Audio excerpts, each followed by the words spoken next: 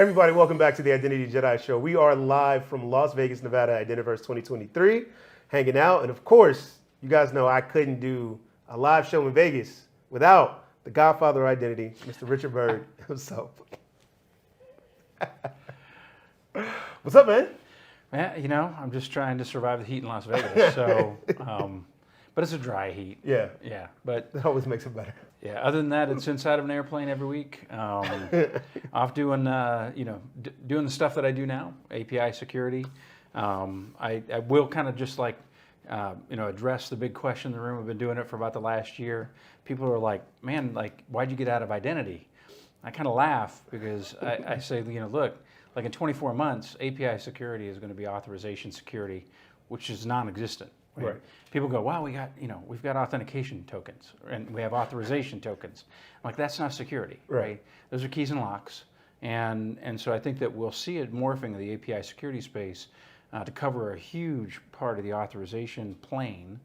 But that's future casting. Right now, there's plenty of stuff broken in APIs. We don't even have to worry about that stuff yet. But it's been a blast, and it's been a blast being outside of the identity space proper and helping companies and talking with organizations about identity, more as a freelance agent for good.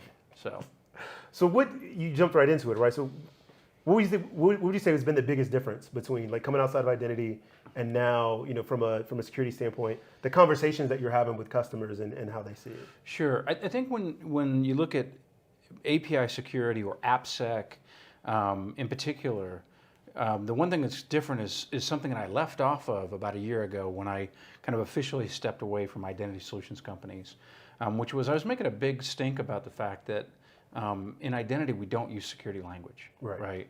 We talk about access administration, we talk about access management, we talk about attributes, roles, entitlements. We don't talk about attack surfaces. We don't talk about exploits. We talk about identity things. Right. And then the whole universe of our cybersecurity brothers and sisters out there have no idea what we're talking about.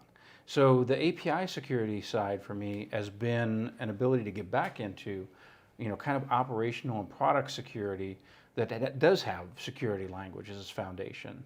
And so it's been really, really interesting because it's fun and it is healthy for me to be talking about attack surfaces and reducing your attack surfaces, to talk about notions like trust in the way of implied and persistent trust, like stop doing authenticate once, provide access forever. Right. Stop assuming that authorization is what you should do because authentication happened. So it really has been fun to be back in kind of what I would call the true guts and wires of security. And I think that in the last year, I've seen some indications that identity is beginning to trend that way, especially with things like ITDR and those types of notions. I'd like to think that because I was making noise, maybe the folks at Gartner or somebody paid attention and thought maybe we should start using security language in this space. But that's really been the biggest difference. And working with folks that are really, really deep like I said, in the guts and the wires and the language. And the code of things like APIs and application security, it's been a good way to get my feet back up underneath me. Yeah, that's nice, man. And once again, like you headed my next question, like the ITDR topic, Gartner's been talking a lot about cybersecurity mesh architecture. So I do agree with you in the fact that I think, and that's one of the things I'm looking forward to this week, to see how much it's kind of talked about, that identity is definitely moving more towards security. And they're trying to figure out, how do we talk about this, right? Like, how do we talk about security in an identity-centric way? And what does that mean? And I think we're gonna go through this kind of stumble the next couple of years of figuring it out. And so we finally realize it's like, oh, they kind of have all this defined for us. We should just start talking like these guys. And we're gonna see if we figure that out. But that's one of the things I'm really interested in attending the sessions this week and seeing like how people are talking about that, how they're addressing that. ITDR has been a pretty hot topic, and it's like all new things in this industry, right? You ask somebody right now, you can get 5 different answers about what it is. And so I'm definitely interested to see like what those are and what we end up coming to. For you, what are you most looking for? That you looked at some of the sessions that you want to check out or themes that you want to kind of pick up this week? Well, first I want to riff on what you just said because I think there's a really important set of topics bundled up in what you just dropped, right? And I'm going to look at the camera and I'm going to say the Pings of the world and the Oktas of the world, the Oracles of the world, the IBMs of the world. You need to understand that there are a whole category of startup companies now over the last 24 to 36 months whose value proposition is providing security for identity. They're identity companies. Right. Right, and I'm not going to be crude enough to say like the emperor has no clothes, because I've worked in the large identity solution space, right? But it's become very, very apparent that there are perceived, whether they're real or not, perceived gaps in whether or not the entrenched identity players are actually providing identity security. Right. Now, I think that kind of tips into ITDR and identity mesh and the identity fabric concepts that are coming up. Absolutely. There's a part of me that worries a little bit, and this is what I really want to see on the floor. There's a part of me that worries a little bit that all of the creation of these expectations around ITDR and identity fabric and all of that are really addressing 20 or 30 years of shortcomings in the way that we've been doing identity. Yeah. Right. And the question becomes, back to what you said, the question becomes is there an appetite in the market that's been trained and indoctrinated on access administration? Is there an appetite in the market for solutions that are additive to or ride along with these identity players? Or do those large identity players kind of wake up, realize the existential threat that they're going to continue to face with these companies that are rising up, addressing this perceived gap, and will those solution providers then incorporate those capabilities into an overall platform? So I think there's a lot of questions, and one of the things that I'm looking for, at this Identiverse is to watch which way the compass needle is moving. Yeah. Right. I want to see if ITDR has legs. I want to see if things like the Gartner notions around identity fabric and meshes, whether that has legs. I also want to kind of see where people are going around elimination of implied and persistent threat or access and trust as it relates to zero trust models. So those will be the two. I want to see where ITDR is going. I want to see where ZT is going. And that's really what I'm going to be looking for on the floor. Yeah, I'm interested to, I didn't get a chance to check them out a lot or talk to them at RSA, but CyberArk, and they're heavily leaning into this identity security platform play. Like they are all in on this, right? To the point where I would almost say aggressively marketing that they are like the sole identity security platform. And so I'm interested to see what they think that is and how they define it. And from the other practitioners and customers here, how they respond to that. If they agree that that's the same way, right? Because I do agree. I think over the next 24, 36 months, we're going to see this need from identity companies to feel like, hey, we got to get back into the front door. Like for those that don't have it, right? They're not SSO, they're not an authentication, not doing anything with orchestration. They really more on the heavy administration side. There's going to be this fight that like, hey, we're going to have to get back in that front door to have something there. And for some of the bigger identity companies that kind of already have that, how do we continue to evolve and grow this, right? And show that value, right? And it's going to be very interesting to see how they apply to that. When Okta first announced IGA and PAM, right? I kept talking about it. I put in all my newsletters. I was like, the platform wars have begun, right? Like Okta fired the first shot, and we've just been watching the shots go back and forth. Thoma Bravo steps in, snatches people up, right? CyberArk snatches up companies in the last couple of years, and now they're talking about identity security platform. Radiant Logic snatches up. You're just seeing all these after actions as things have been consolidating, which we've been saying has been coming for years. So I want to see how that plays out this week, how they market, how customers respond to it, and then how that matches up with some of the conversations from the sessions. Because I think it's going to be interesting to use this as a tell of kind of what's coming. And I know that it's going to be a lot of people are going to be cautious because the economic market we're turning into, so nobody's going to overstep too much. But I'm going to be interested to see who the aggressive ones are that kind of come out and really push and market towards something. Switching to sessions, any session that you saw that kind of caught your eye that you're interested in checking out? Yours, man. Well, okay. Easy. Obviously. No, I've actually kind of decided intentionally to leave myself fluid coming into this, right?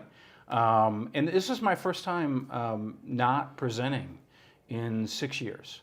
So I get a chance to really kind of take a step back, look at what is happening, Yeah. what conversations are happening on the floor. I'm excited about tonight's opening session, right? I want to talk to the old regulars plus all the people that are that I know of that are practitioners in the enterprises, lots of old customers and that, and I want to see where they're inclining to. Yeah. Right. What I can tell you is that if it's another session on how to clean up your Active Directory, I probably ain't going, right? Or if it's another session on why MFA is important, I'm probably not going, right? I'm here.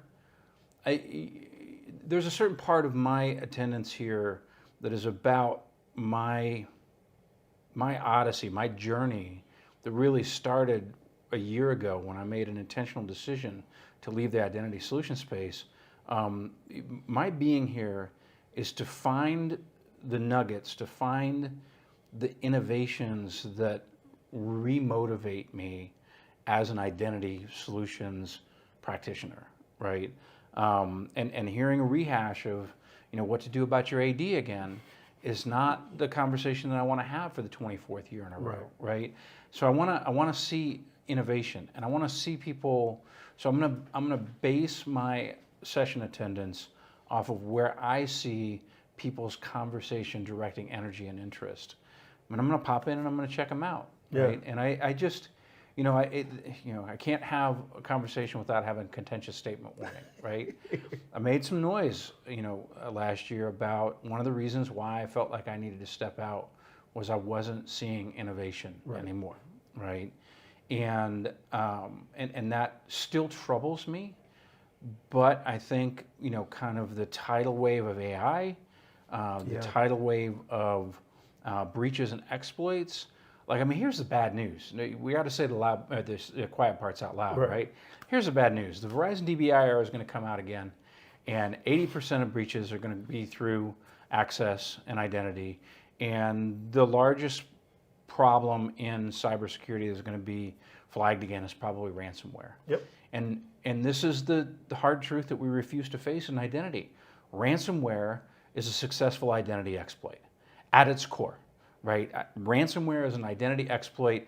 If ransomware is booming, we in the identity organizations, we in the identity community need to look at ourselves and say, why are we messing up so bad? And we still haven't had that self-reflective moment. We think ransomware is somebody else's problem relative to the security stack, right? But if you know how a ransomware attack happens, you know that it is nothing more than credential aggregation and access and all the bad things that we know that people used to do to get into databases. They do the same pathway to just lock down assets and then hold them up for for ransom or whatever else they do. And I'm still looking for that bright shining moment of self-revelation within the identity trades that we've really got to change the way that we're thinking. So I hope to see some of that while I'm here. Yeah, well, to add a little bit to that, right? It's because identity, they found their little niche in this little corner, and they said, we're just going to stay here. They didn't have to. Because if we're not active in these discussions about how we're defending and protecting these assets, we're not responsible for it. Like none of these organizations wanted to create a product and be in the direct line of fire. They didn't. They wanted to say, hey, like administration, this is hard, we'll deal with this and we'll automate over here.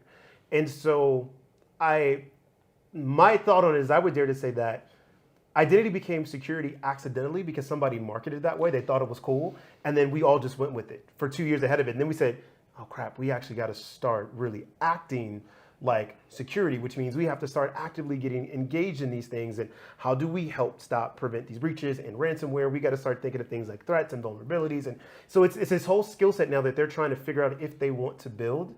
And when the biggest thing about becoming a corporation and you become successful, you get capitalized is you slow down. Yeah. You don't want to take as many risks anymore. So I do want to see like how these newer companies that have come up in the last 24 months, especially around ITDR, because of the fact of what they're saying, they're leaning into automation. They want to be more involved. How they're marketing that, and again, how the customers that we see here, how they're receiving that message, and whether or not it's resonating with the identity security leaders, and the always seems to come back to the CISO, the security leaders, because now it's like, okay, this is going to become more of your world and your reality. How are you blending the two, and how do they see it? So it should be good. So, always, man, appreciate you coming through. Happy to be here. Anytime you ask me. Yep. So till next time, it's Identity Jedi Show. We're going to be here all week. We're going to have all kinds of great interviews, feedback, things coming for you. Catch you next time.